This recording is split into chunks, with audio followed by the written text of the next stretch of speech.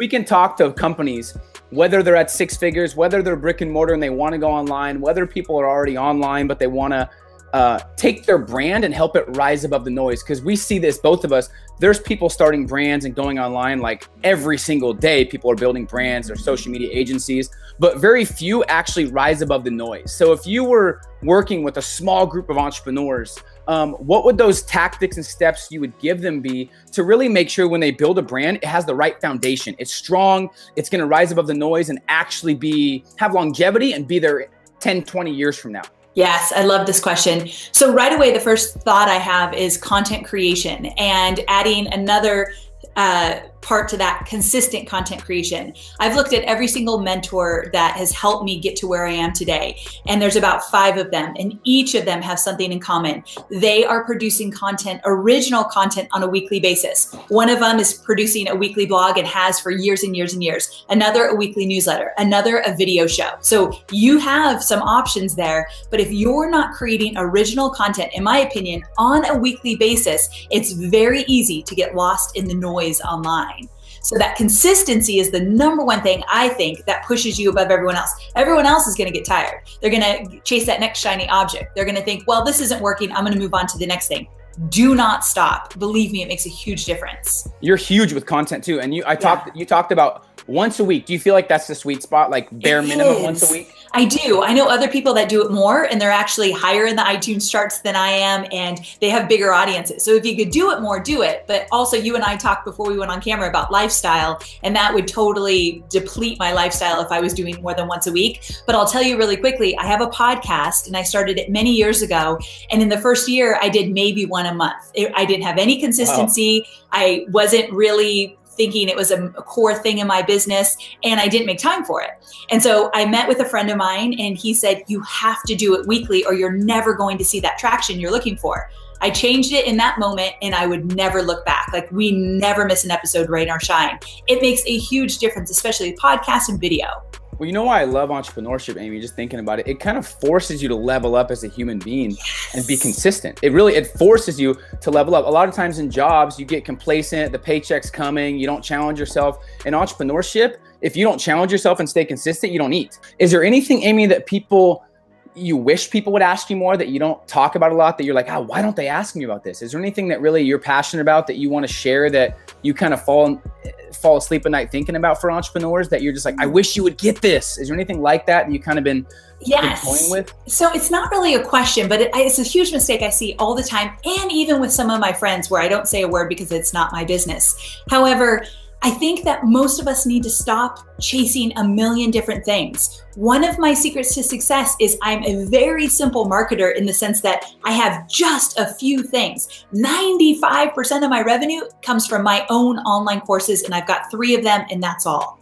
And so I think that I have this friend, let me tell you a quick story. I have this friend who she's trying to grow her coaching business, but every day she's on social media saying something like, I think I'm going to start a journal. Do you guys think you would like to buy a journal from me? The next day, I think I'm going to start a YouTube channel. Would you guys like that? The next day, I think I'm going to do a live event and I'm just going to do it impromptu and blah, blah, blah. And I want to say, how's your coaching business going? And have you gotten that off the ground yet?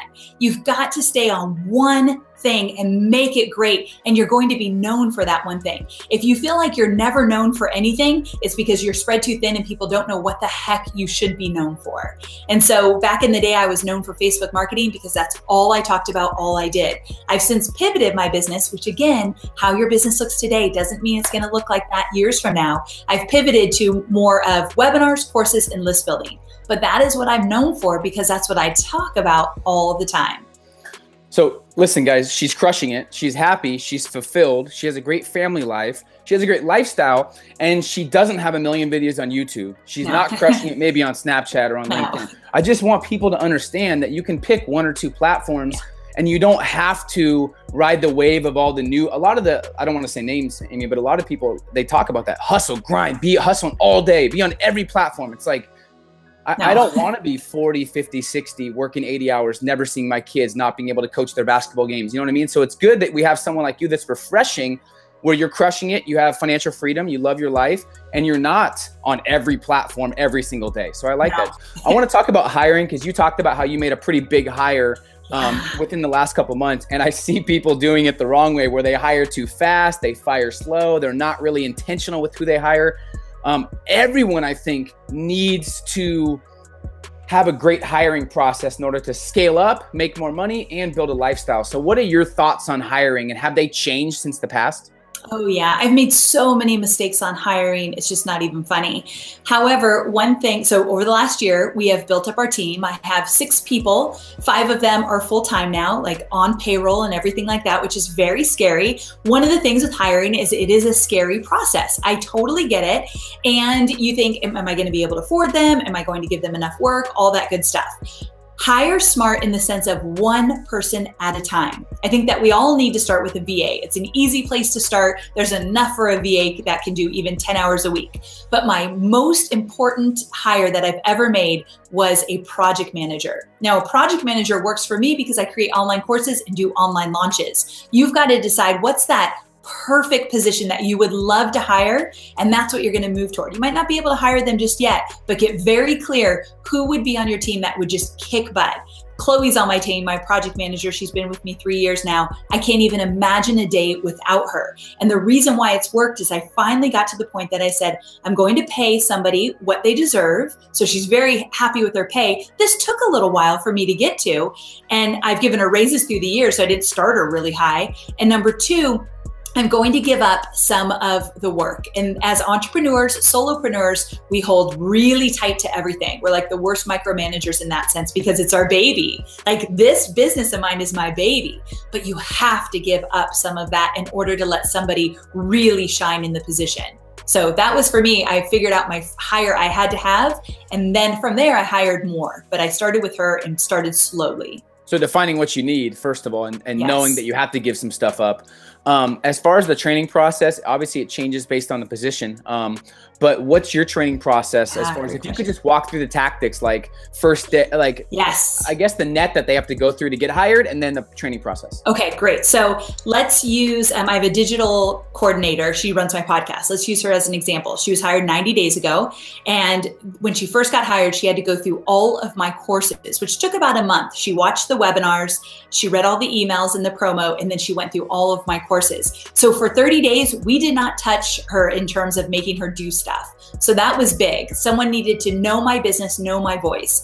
From there, then she started to learn how to manage projects with somebody. So we didn't have her kind of figure it out on her own. And believe me, I've made mistakes with training in the past. So on 30 to 60 days, she would get into Asana, which is our project management tool, and we would walk her through literally every single task she'd be doing, explaining the why, who the players are, and what she actually has to do. So we did a lot of hand-holding from 30 to 60 days. In the 90-day period, we let her go out on her own, but we had regular meetings. 2 to 3 times a week, we would meet with her, answer any questions she might have had.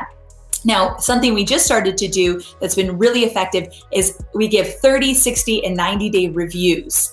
And so that was a big thing too, because we had constant communication.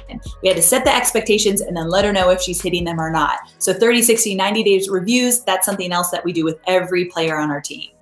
What I like about you is everything's very simple. You don't overcomplicate. I see a lot of people overcomplicating things just to sound more complex, and then people are confused. They can't listen to them. So I'm never consistent. When it's complicated, I lose my steam in it as well. One thing I forgot to mention though in the hiring is I really do hire for personality more so than skill set. And that was a big learning for me as well.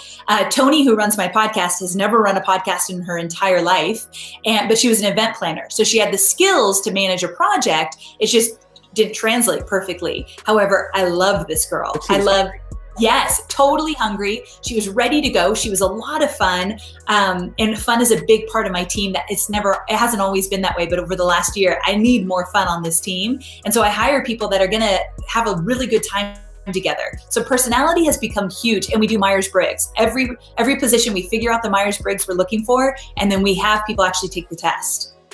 So you don't hire randomly? It's actually strategic and intentional? Yes. And if I had it my way, we would only hire referrals. Everyone on my team right now is a referral. Everyone that I hired and had to fire fast came randomly into the business. So I haven't had much luck with that, but I think it can be done. You just got to be smart. So people always want to know like where to hire. Is it LinkedIn, Facebook? So you really focus. I think if I think about my team, almost all of them are from referrals, or they're from reaching out to me and saying, I want to work for you. Yeah, that's like, I didn't really put any ads for any of the people on my team right now, which is crazy. Yes, I love that. I mean, there's tons of sites you could do and we've tried them all, but I build out the job description and I send it to every peer that I have that might know somebody.